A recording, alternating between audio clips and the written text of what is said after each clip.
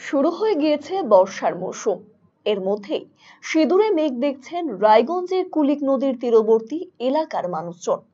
রায়গঞ্জের বুক চিরে প্রবাহিত কুলিক নদী, নদীর বাঁধ বরাবর বাস করেন বহু মানুষজন।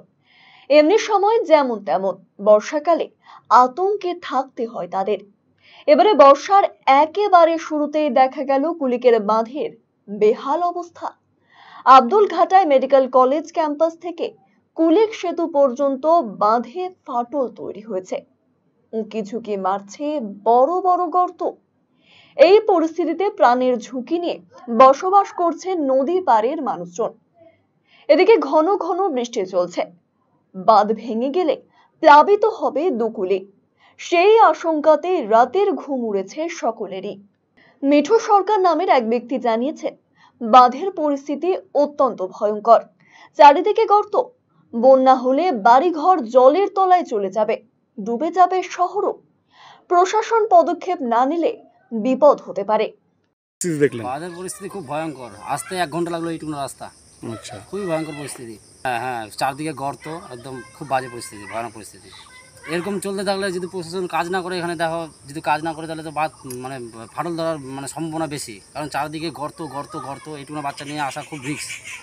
হ্যাঁ, বন্যা পরিস্থিতি হলে তো এইসব বাড়িঘর দেখতে সব জলের তলায় চলে যাবে, যা বাড়ির পরিস্থিতি। এই যদি বর্তমানে কাজ না করে, শহরে তো বাঁধ নষ্ট হলে তো শুধু গ্রাম কেন, শহরে তো ডুবে যাবে, বুঝতে পারলা? এই বাঁধের উপরে তো বুঝতে পারলাম, বাঁধের উপরে তো আমাদের শহর ডিপেন্ড করতেছে। আমরা চাচ্ছি এই বাঁধের কাজ চালু করা, বাঁধের কাজটা যাতে তোমার হচ্ছে কি একটু উন্নত করে, যেরকম চারপাশে দেখো কিরকম ফাটাফাটি। কালীপদ সরকার নামের অপর এক ব্যক্তি জানিয়েছেন, বাঁধের অবস্থা খুবই খারাপ। চণ্ডীতলা থেকে মেডিকেল ক্যাম্পাস পর্যন্ত রাস্তার বেহাল পরিস্থিতি তৈরি হয়েছে। জায়গায় জায়গায় দেখা দিয়েছে বড় বড় ফাটল। অবিলম্বে ব্যবস্থা নেওয়া উচিত। বাঁধের অবস্থা তো খুবই খারাপ।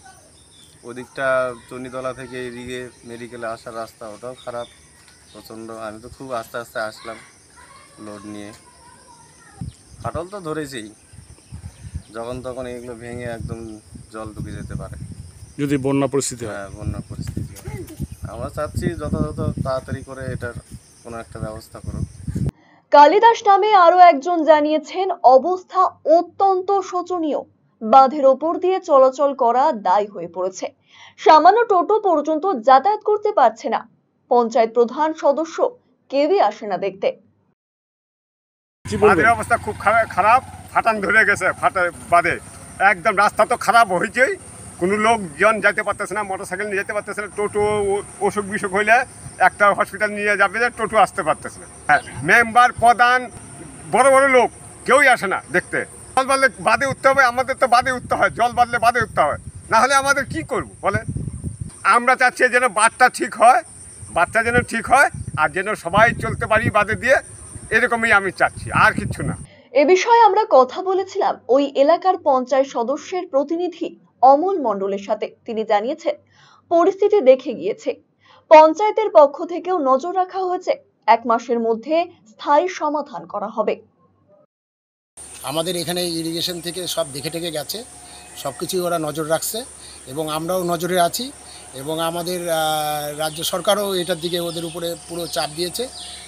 পার্মানেন্ট সলিউশন হবে, মাত্র তো আপনার মেডিকেলটা হয়েছে, এবং ইরিগেশন থেকে হয়তো আমরা আরও তৎপর হব হয়ে এই 1 মাসের মধ্যে এটা পার্মানেন্ট সলিউশন চলে যাচ্ছে।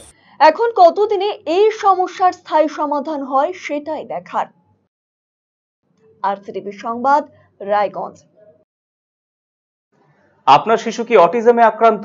বয়স উপযোগী কথা বলছে না, ঘাড় শক্ত হতে, বসতে বা হাঁটতে সমস্যা হচ্ছে, অধিক মাত্রায় চঞ্চল এবং মনোযোগের অভাব হচ্ছে, ডাউন সিনড্রোম রয়েছে, বন্ধু বান্ধবের সাথে মেলামেশা করতে সমস্যা হচ্ছে, লেখাপড়ায় অনীহা দেখতে পাচ্ছেন? এই সমস্ত সমস্যার homeopathy, physiotherapy, occupational therapy, special education, behaviour therapy, speech therapy, counselling এবং গ্রুপ ক্লাসের মাধ্যমে সমাধান করা হয় সেবানিকেতনে। সেবানিকেতনের ঠিকানা উকিলপাড়া রামকৃষ্ণ সরণি, রায়গঞ্জ। Mobile number 7001564854, 9932716619।